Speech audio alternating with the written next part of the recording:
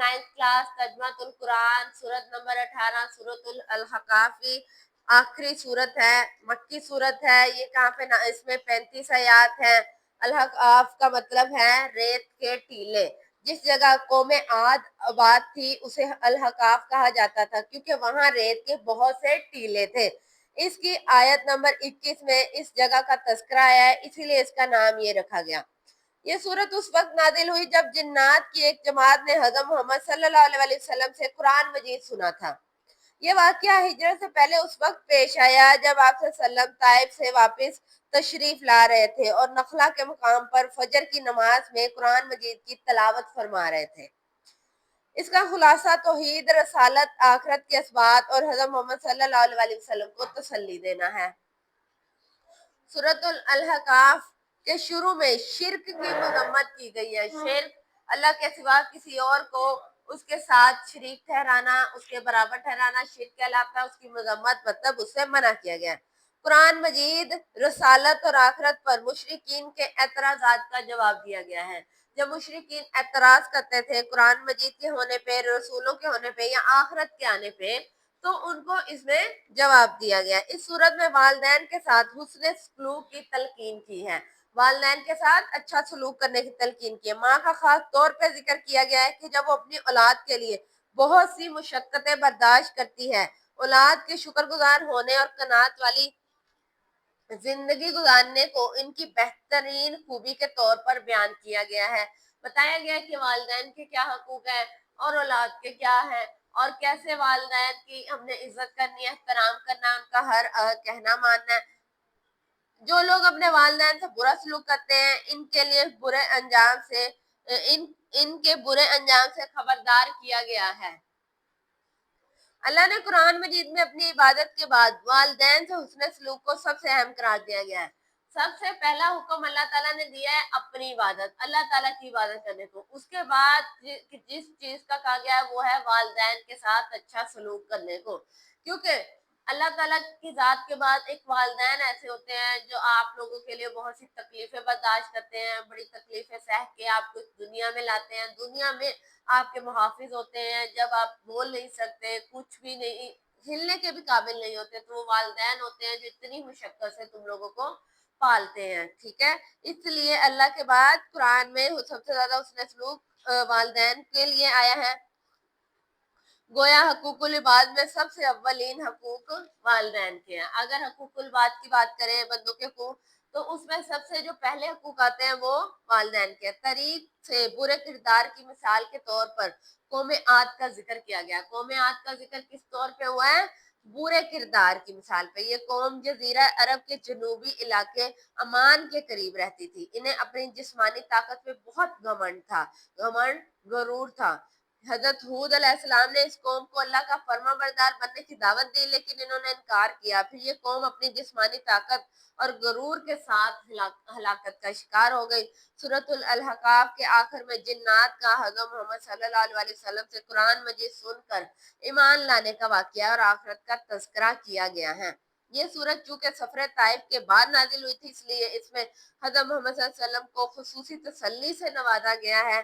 Taif का वाकया आपको याद होगा, जब आप सल्लम ताइफ वालों को दावत इस्लाम देने गए तो उन्होंने पत्थर बरसाए, इतने पत्थर बरसाए कि आप सल्लम के जूते मुबारक खून से भर गए। इसमें हजरत जिब्राइल अलैहिस्सलाम नाजिल हुए और कहने लगे कि अगर आप हुक्म करें तो मैं इस कौम को तबाह कर दूं। तो उस पे आप सल्लम ने दुआ की थी कि दो पहाड़ों के बीच में मुसल दूं, तो इस पर आप सल्लम ने उनके लिए दुआ फरमाई थी। तो ये वो वाकया है जब वो उस सफर से वापस आए थे, तो इसलिए हज़रत मोहम्मद सल्लल्लाहु अलैहि वसल्लम को खुसूसी तसल्ली से नवाजा गया था और आप सल्लल्लाहु अलैहि वसल्लम को साबित कदम रहने का हुक्म दिया गया। जिन्नात का इस्लाम कबूल करना भी दरअसल अल्लाह की तरफ से आप सल्लल्लाहु अलैहि वसल्लम की हौसला अफजाई की ही एक सूरत थी। आप सल्लल्लाहु अलैहि वसल्लम की हौसला अफजाई करने के लिए अल्लाह पाक ने जिन्नात को हुक्म दिया और उन्होंने इस्लाम कबूल किया। इल्मी और अमली निकात की बात करें तो अल्लाह के सिवा लोग जिन माबूदों को पुकारते हैं, पूजा करते हैं, ना तो उनकी पुकार सुन सकते हैं और ना क़यामत के दिन इनकी पुकार का कोई जवाब देंगे। ये जितने भी बुत हैं जिनकी इबादत की जाती है, ये قیامت کے دن ان کی کسی پکار کا جواب نہیں دیں گے۔ قیامت کے دن مشرکین کے بنائے گئے جھوٹے معبود ان کے ہی دشمن ہو جائیں گے۔ قرآن مجید ظالموں کو اللہ کے عذاب سے خبردار کرتا ہے، بتاتا ہے کہ ظالموں اللہ تعالیٰ کے عذاب سے ڈرو، ٹھیک ہے، نیک لوگوں کو جنت ملے گی اور اس کی نعمتوں کی خوشخبری دیتا ہے۔ اللہ نے انسان کو والدین کے ساتھ اچھا سلوک کرنے کا حکم دیا ہے۔ والدین کے ساتھ اچھا سلوک کرنے والی صاحب ایمان اور نیک اولاد کو اللہ بخش دے گا اور جنت دے گا۔ ایسے لوگ جو اپنے والدین کے ساتھ اچھا سلوک کرتے ہیں اللہ انہیں بخش دے گا اور جنت میں بھیجے گا۔ اللہ آخرت میں کافروں کی نیکیاں قبول نہیں کرے گا، ان کی نیکیوں کا بدلہ انہیں دنیا میں ہی دے دیا جاتا ہے۔ جب جنات نے حضرت محمد صلی اللہ علیہ وسلم سے قرآن مجید سنا تو وہ نہ صرف ایمان لے آئے بلکہ انہوں نے اپنی قوم کے پاس جا کر انہیں بھی ایمان لانے کی دعوت دی۔ آخرت میں اللہ تعالیٰ کے عذاب کی شدت دیکھ کر لوگوں کو ایسا محسوس ہو گیا کہ وہ دنیا میں ایک گھڑی سے زیادہ نہیں رہے۔ اب اس کی ایکسرسائز کر لیتے ہیں۔ کچھ الفاظ معنی ہیں۔ الحقافی کا معنی ہے ریت کے ٹیلے۔ الحقافی مسکن تھا، کس کے رہنے کی جگہ تھی یہ؟ قوم عاد کی۔ اس میں حقوق بیان کیے گئے ہیں، کس کے لیے؟ والدین کے لیے۔ حقوق العباد میں اولین حق کس کا ہے؟ والدین کا۔ قوم عاد کو بہت گھمنڈ تھا جسمانی طاقت پر۔ سورۃ الاحقاف کا یہ نام کیوں رکھا گیا؟ جی اس کے تعارف کا پہلا پیراگراف کیونکہ وہاں ریت کے بہت ٹیلے تھے اور اس کی آیت نمبر 21 میں اس جگہ کا ذکر آیا، اسی مناسبت سے اس کا نام رکھا گیا ہے اور اس کا معنی ریت کے ٹیلے ہے۔ جس جگہ قوم عاد آباد تھی اسے کہتے ہیں۔ یہ ہے اس کا جواب۔ اس کا خلاصے کی بات کریں تو تعارف کی آخری لائنیں، اس کا خلاصہ توحید، رسالت، آخرت کا اثبات، حضرت محمد صلی اللہ علیہ وسلم کو تسلی دینا ہے۔ سورۃ الاحقاف کے علمی اور عملی نکات میں سے کوئی سے دو لکھیں تو اس میں بتایا گیا ہے والدین کے ساتھ حسن سلوک سے پیش آؤ۔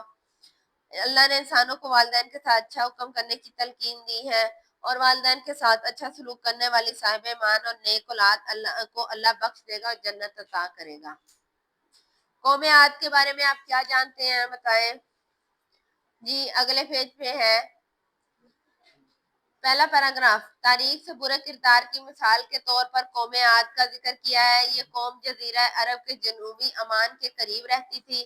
انہیں اپنی جسمانی طاقت پر بہت گھمنڈ تھا۔ حضرت ہود نے اس قوم کو اللہ کے فرمانبردار بننے کی دعوت دی لیکن انہوں نے انکار کیا، پھر اپنی جسمانی طاقت اور غرور کے ساتھ ہلاکت کا شکار ہو گئے۔ یہ ہے اس کے سوال کا جواب۔ اس کے بعد کچھ آیات ہے، اس کا ترجمہ کرنا ہے۔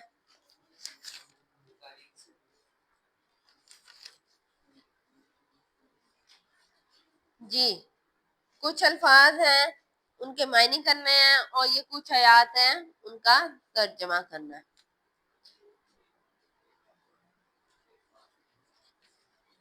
وسینن ہم نے حکم فرمایا، حملتا ہو اٹھائے رکھا،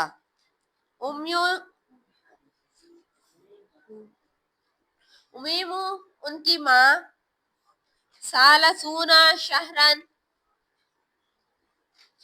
30 مہینے، الرابعین سنتن 40 سال، اوزینی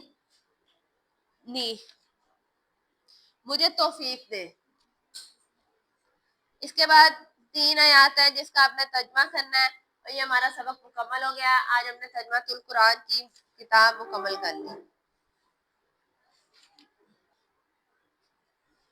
جی ان کی جو آیات کا ترجمہ دیا گیا ہے اس کی بات کرتے ہیں تو پہلے والی آیات نمبر 13 ہے، اس کا ترجمہ بے شک جن لوگوں نے کہا اللہ ہی ہمارا رب ہے پھر وہ اس پر قائم رہے تو ان کے لیے نہ کوئی خوف ہے نہ وہ غمگین ہوں گے۔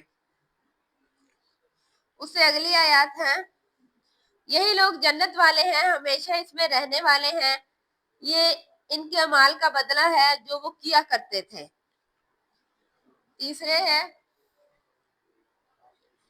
اور ہم نے انسانوں کو حکم فرمایا اپنے والدین کے ساتھ نیک سلوک کرنے کا۔ ان کی ماں نے اسے تکلیف سے پیٹ میں اٹھائے رکھا اور اسے تکلیف سے جنا اور ان کے حمل میں رہنے اور دودھ چھوڑنے کی مدت 30 مہینے ہے۔ یہاں تک کہ جب وہ اپنی جوانی کو پہنچ گئے اور 40 سال کو پہنچ گئے تو کہنے لگے اے رب مجھے توفیق دے کہ میں تیری اس نعمت کا شکر ادا کروں جس سے تو نے مجھے اور میرے والدین کو نوازا، اور یہ کہ ایک ایسا نیک عمل کروں جس سے تو راضی ہو جائے اور میرے لیے میری اولاد کو نیک بنا دے۔ بے شک میں تیرے حضور توبہ کرتا ہوں اور بے شک میں فرما برداروں میں سے ہوں۔ جی سبق مکمل ہو گیا ہے۔